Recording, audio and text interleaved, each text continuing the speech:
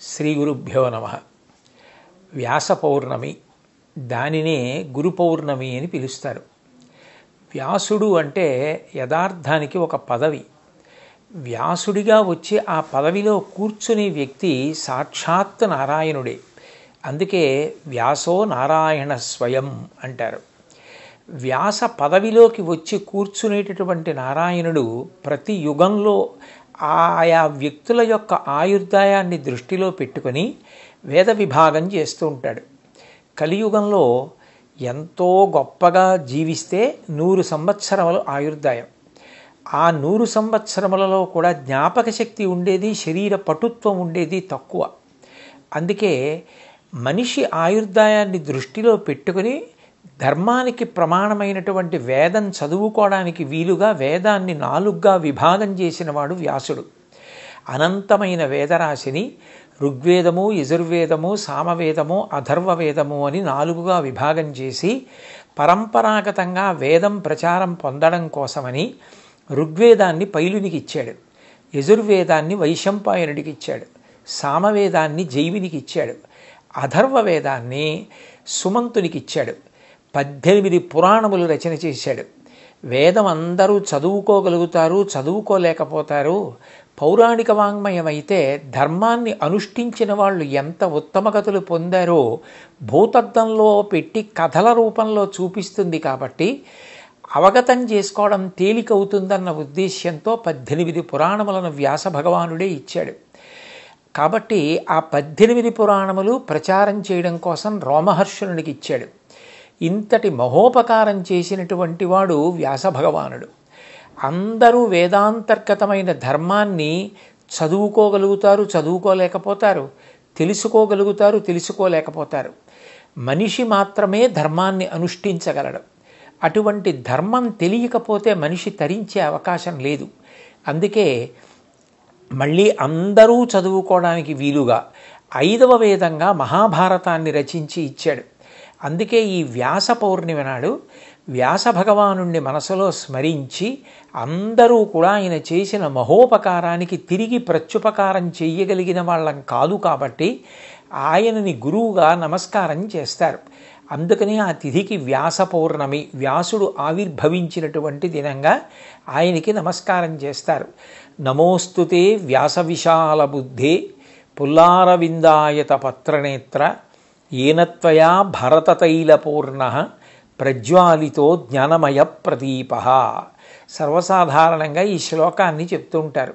ఓ వ్యాస భగవానుడా, నువ్వు అపారమైన కారుణ్యంతో మేమందరం తరించడానికి, అనుష్ఠించడానికి అనువైన ధర్మాన్ని తెలుసుకోలేమేమోనని వేద విభాగం చేసి ఇవ్వడమే కాకుండా 5వ వేదమైన భారతాన్ని మాకు అందించి ఇచ్చి జ్ఞానజ్యోతిని వెలిగించావు. అటువంటి నీకు మేమందరం కూడా నమస్కరించుతున్నాము అని చెప్తారు.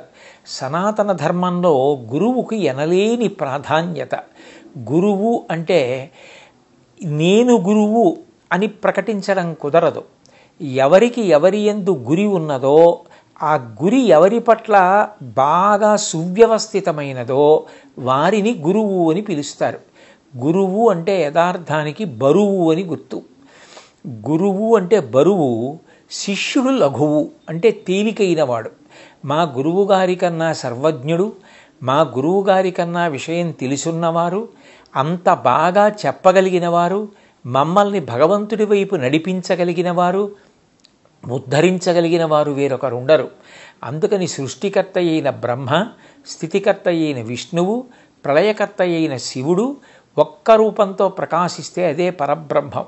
అటువంటి పరబ్రహ్మమే ఈ మాంసచక్షువుతో చూడడానికి వీలుగా పరబ్రహ్మస్వరూపం కరచరణాదులతో నడయాడి నా ముందు గురువుగా ఉంది. అటువంటి గురువుకి నమస్కరించుతున్నాను అని గురుర్బ్రహ్మ గురుర్విష్ణు గురుర్దేవో మహేశ్వర గురు సాక్షాత్ పరం బ్రహ్మ తస్మై శ్రీ గురవే నమః. బ్రహ్మగారు సృష్టి చేస్తారు. గురువుగారు మనలో ఉన్న అజ్ఞానాన్ని తొలగించి మన యందు జ్ఞానజ్యోతిని వెలిగించి మనుష్య జన్మ సార్థక్యం పొందేటట్టుగా భగవంతుని యందు ఆభిముఖ్యాన్ని కల్పిస్తాడు. అందుకని భక్తి విషయంలో సృష్టికర్త. అది ఉద్ధానపతనములు పొందకుండా ఏదో కష్టం వచ్చినప్పుడు భగవంతుణ్ణి విడిచిపెట్టేయకుండా దీపం గాలికి నిధనం కాకుండా రెండు చేతులు అడ్డుపెట్టి కాపాడినట్టు పునఃపునః మంచి మాటలు చెప్తూ భగవంతుని యందు మనసు నిలబెడతాడు. కాబట్టి స్థితికర్త అయిన విష్ణువు అజ్ఞానమును లయం చేసి జ్ఞానమునందు నిలబెట్టి ఆ జ్ఞానము అనుభవంగా వచ్చిన తరువాత అదే మోక్షమునకు కారణమవుతుంది. కాబట్టి అటువంటి జ్ఞానప్రదాత అయి సాక్షాత్తు శివుడవుతున్నాడు. అటువంటి గురువు బ్రహ్మ, విష్ణువు, శివుడు మూడు మూర్తుల సమాహార స్వరూపమైన పరబ్రహ్మము. ఆ పరబ్రహ్మమును మాంసచక్షువు చేత చూడలేం, కానీ గురువుగారు కరచరణాదులతో కదిలి వెడుతూ కనపడతారు. నిజానికి ఆయన ఒక శరీరంతో ఉన్నట్టు కనపడతారు, కానీ జ్ఞానానల ప్రభావేన తస్మై శ్రీ గురవై నమః జ్ఞానమనేటటువంటి అగ్నిహోత్రము చేత రగులుతూ ఉంటాడు. ఆయన మనందరిలాగే ఉంటాడు, కానీ నోరు విప్పారో అపూర్వమైనటువంటి వాగ్ధార ద్వారా తన శిష్యులందరినీ కూడా ఉద్ధరిస్తూ ఉంటారు. నిజానికి ఆయనకి మాట్లాడవలసిన అవసరం లేదు, తనలో తాను రమించగలడు, కానీ శిష్యుల యొక్క హితము కొరకు ఉపదేశం చేస్తూ ఉంటారు. అటువంటి గురువులనందరినీ కూడా ఈ వ్యాస పౌర్ణమి నాడు సాక్షాత్ వ్యాస భగవానుడిగా చూసి నమస్కరిస్తారు. మనకి ఈ సంప్రదాయం నేర్పింది కూడా భగవంతుడే. సనాతన ధర్మంలో విచిత్రం ఏమిటంటే గురువు లేకుండా అసలు పరమేశ్వరుడు తెలిసే అవకాశం లేదు. అందుకే భగవంతుడే మొదట గురువుగా వచ్చాడు. పరమశివుడు చూడండి దక్షిణామూర్తిగా వచ్చాడు. మౌనవ్యాఖ్యా ప్రకటిత పరబ్రహ్మతత్వం యువానం వర్షిష్టాంతే వసదృషిగణై ఆవృతం బ్రహ్మనిష్టై అని చుట్టూ శిష్యులు కూర్చునుంటే ఆయన మౌనవ్యాఖ్య చిన్ముద్ర పట్టి ఆ వటవృక్షం కింద కూర్చుని శిష్యుల్ని ఉద్ధరించాడు. అలాగే కృష్ణ పరమాత్మ కృష్ణం వందే జగద్గురుం. రాముడు వైదేహీ సహితం సురద్రుమతలే హైమే మహామండపే మధ్యే పుష్పకమాసనే మణిమయే వీరాసనే సుస్థితం అగ్రే వాచయతి ప్రభంజనసుతే తత్వం మునిభ్య పరం వ్యాఖ్యాంతం భరతాదిభిః పరివృతం రామం భజే శ్యామలం. వీరాసనంలో కూర్చుని తత్వముద్ర పట్టి తనని ఆశ్రయించిన వాళ్ళకి జ్ఞానబోధ చేస్తూ ఉంటాడు. రాముడు గురువు, అమ్మవారు సాక్షాత్ గురుమండల రూపిణి, అమ్మవారు గురుస్వరూపం. విశేషం ఏమిటంటే మొట్టమొదట లోకంలో గురువుగా వచ్చినవాడు భగవంతుడే. అంత గొప్ప గురువుని ఎలా ఆశ్రయించి ఆయనని సేవించి తరించాలో నేర్పడానికి మళ్ళీ శిష్యుడిగా వచ్చినవాడు భగవంతుడే.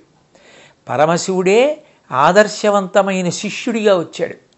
సుబ్రహ్మణ్యేశ్వర స్వామి వారి దగ్గరికి వెళ్ళి ప్రణవానికి ఉపదేశం పొందవలసి వస్తే కొడుకైనా కూడా గురువుగా కూర్చున్నాడు కాబట్టి ఎత్తు మీద కూర్చోబెట్టి తాను కింద కూర్చుని ప్రణవోపదేశం పొందాడు.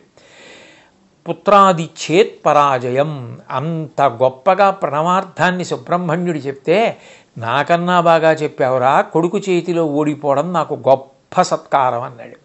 అమ్మవారు పరమశివుడి దగ్గరికి వెళ్ళి శిష్యురాలిగా అంత వినయ విధేయతలతో కూర్చుని ఆయన దగ్గర నేర్చుకుంటుంది. కృష్ణ పరమాత్మ సాందీపని మహర్షి దగ్గరికి వెళ్ళి ఆశ్రమంలో గురువుగారిని సేవించి విద్య నేర్చుకున్నాడు.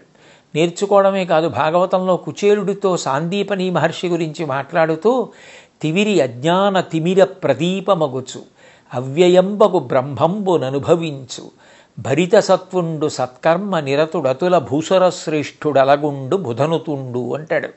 ఓ కుచేల, మన గురువుగారు ఎంత గొప్పవారవే, ఎప్పుడూ బ్రహ్మమును అనుభవిస్తూ ఉంటారు. అంతటి మహానుభావుడు మనకి గురువు అవ్వడం ఎంత అదృష్టం. దీపం ఉన్న చోట చీకటి ఉండనట్టే మన గురువుగారు ఉన్న చోట అజ్ఞానం ఉండదంటాడు. కృష్ణుడు తనంత తానుగా జగద్గురువైన సాందీపని మహర్షిని సేవించి ఆదర్శవంతమైన శిష్యుడయ్యాడు. రాముడు గురుస్వరూపమైన వశిష్ఠ విశ్వామిత్రాది మహర్షులను సేవించాడు. విశ్వామిత్రుడి దగ్గరికి వెళ్ళి అంటాడు, ఆజ్ఞాపయి యథేష్టం వై శాసనం కరవామకిం అంటాడు రామాయణంలో. ఓ విశ్వామిత్ర మహర్షి, మీరు గురువులు, మీరు ఇది చేసి పెడతావా రామా అని అడగవద్దు. రామా ఇది చెయ్యరా అని శాసించండి. మిగిలిన వారు ఎవరు చెప్పినా సలహా, గురువుగారు చెప్తే శాసనం. ఇక మన బుద్ధి అక్కర్లేదు. గురుబుద్ధిర్విశేషత. రాముడు గురువుల్ని అట్లా సేవించి చూపించాడు. అంటే భగవంతుడంతటి వాడు కూడా గురువు లేకపోతే జీవితంలో జ్ఞానం కలగదు. త్యాగరాజస్వామి అంటారు, గురులేక ఎటువంటి గుణికి ఆ జ్ఞానము పొందగలేడు అని. ఆ గురువుగారు లేకుండా ఎన్ని గుణములు ఉన్న వ్యక్తి అయినప్పటికీ కూడా జ్ఞానాన్ని పొందలేడు. గురువుగారు అన్న పేరు ఎత్తేటప్పటికీ శిష్యులు నేల మీద పడి నమస్కరిస్తారు. గురువు అంటే లౌకికమైన విషయాలు వాటి మీద కన్నా ఎప్పుడు శిష్యుల్ని ఎలా ఉద్ధరించాలి, ఎలా మంచి మాటలు చెప్పాలి, ఇన్ని మంచి మాటలు చెప్పి వాళ్ళని సన్మార్గం వైపు ప్రవర్తింపతెయ్యాలన్న ఆర్తిని పొంది ఉండడం, మనసులో దేని యందు అనురక్తి లేకుండా నిత్యతృప్తుడై ఎప్పుడు భగవంతుని యందు రమించగలిగినటువంటి గుణం కలిగి ఉండడం. యోగరతో వా భోగరతో వా సంగరతో వా సంగవిహీన యస్యద్ బ్రహ్మణి రమతే చిత్తం నందతి నందతి నందత్యైవ అంటారు. నిజానికి యావత్ ప్రపంచంలో భారతదేశానికి ఇంత గౌరవం దేని వలన వచ్చింది అంటే గురువులను గౌరవించడం, గురువుల పట్ల అంత మర్యాద చూపించడం ఈ దేశం యొక్క గొప్పతనం. గురువుల గొప్పతనం ఎప్పుడూ మంచి మాటలు మాట్లాడుతూ ఉండడం, ఎప్పుడూ శిష్యుల యొక్క హితం కోసం ప్రయత్నిస్తూ ఉండడం తప్ప ఏ విధమైనటువంటి స్వార్థం లేకుండా, ఏ కోరిక లేకుండా, దీపం తాను కాలిపోతున్నా కూడా చుట్టూ 10 మందికి కాంతిని ఎట్లా ఇస్తుందో అలా నిజానికి ఎక్కువ మాట్లాడిన కారణం చేత తన ఆయుర్దాయం తరిగిపోతున్నా ఇంతకన్నా నా జీవితానికి ఏం కావాలి, నా శిష్యులకి నేను మంచి మాటలు చెప్పగలిగితే చాలని పరమ సంతోషంతో చెప్పగలిగినటువంటి వ్యక్తి ఎవరుంటాడో ఆయన సద్గురువు. ఆవు చూడండి, ఎక్కడెక్కడో పుట్టల మీదకెక్కి గడ్డి తింటుంది, ఎక్కడో ఎవరికీ అక్కర్లేకుండా ప్రవహించేటటువంటి ప్రవాహం దగ్గరికి వెళ్ళి నీరు తాగుతుంది, వచ్చి కూర్చుని నెమరవేస్తుంది, చక్కటి పాలు తయారు చేస్తుంది. తన దూడ వచ్చి పొదుగులో మూతి పెట్టి శిరములను చప్పరించి గుద్దేటప్పటికీ పాలు విడిచిపెడుతుంది. ఇక వెనక్కి తీయడం చేత కాదు. గురువు కూడా అంతే. ఎక్కడెక్కడో కష్టపడి గ్రంథాలు చదివి గురువుల్ని సేవించి అనుష్ఠానం చేసి ఈశ్వరానుగ్రహంగా జ్ఞానాన్ని సంపాదించుకొని నిరంతరం భగవంతుని యందు రమిస్తూ లోపల భగవంతుని గుణములు ఇక పట్టక నిండిపోయిన బిందెలోంచి నీళ్లు కారిపోయినట్టు శిష్యులు వచ్చి గురువుగారు మాకు ఇది చెప్పండి అని అడిగేటప్పటికి చెప్పకుండా ఉండలేక బిందెలోంచి నీరు కారిపోయినట్టు లోపల భగవంతుని గుణములు పట్టక వాక్కుల రూపంలో ఎవరి నోటి నుండి ప్రవహిస్తున్నాయో ఆయన భగవంతుని యందు మనసున్నటువంటి గొప్ప గురువు. అటువంటి గురువుల వలన ఈ దేశానికి ఎనలేని ఖ్యాతి వచ్చింది. అటువంటి మహాత్ముల పేరు ఇప్పటికీ యావత్ ప్రపంచము స్మరిస్తూ ఉంటుంది. భారతదేశం అంటేనే గురువుల యొక్క వైభవం. అందుకని మనకి ఎవరి యందు గురి ఉందో, ఎవరు మన జీవితాల్ని ఉద్ధరిస్తున్నారో, ఎవరు మంచి మాటలు చెప్పి మనని భగవంతుని వైపుకి నడిపిస్తున్నారో అటువంటి గురువులందరి యందు వ్యాస భగవానుణ్ణి చూసి నమస్కరించడం. ఇవాళ వ్యాసుడికి ప్రత్యేకంగా గురుమండపం వేసి ఆరాధన చేస్తారు. బియ్యంతో మంటపం వేసి నిమ్మకాయలలోకి గురువుల్ని ఆవాహన చేసి మంటపం వేసి నమస్కరిస్తారు. అందరూ కూడా గురుమంటపం దగ్గరికి వెళ్ళి ప్రదక్షిణం చేసి నమస్కారం చేస్తారు. అంత గొప్ప రోజు. సనాతన ధర్మానికి అంతటికీ కూడా ఆయువు పట్టు ఈ గురువుని సేవించడం అన్నది. అటువంటి గురువులను సేవించి నమస్కరించి మనందరం కూడా ఈ దేశంలో పుట్టినందుకు ఆ సంస్కృతి వారసత్వంతో చక్కగా గురువుల అనుగ్రహంతో జీవిత ప్రయోజనాన్ని నెరవేర్చుకుందాం. భగవంతుడు మనకి అట్లా గురువుల యొక్క పాదపద్మముల యందు నిరతిశయ భక్తిని కటాక్షించుగాక అని భగవంతుణ్ణి గురుమండలిని ప్రార్థన చేద్దాం. ఈ సందర్భంగా నేను భక్తి టీవీకి సంబంధించిన అశేషమైన శ్రోతలకు, ప్రేక్షకులకు ఈ గురు పౌర్ణమి, వ్యాస పౌర్ణమి సందర్భంగా నా హృదయపూర్వకమైనటువంటి నమస్కారాలు, అభినందనలు తెలియచేస్తున్నాను. స్వస్తి.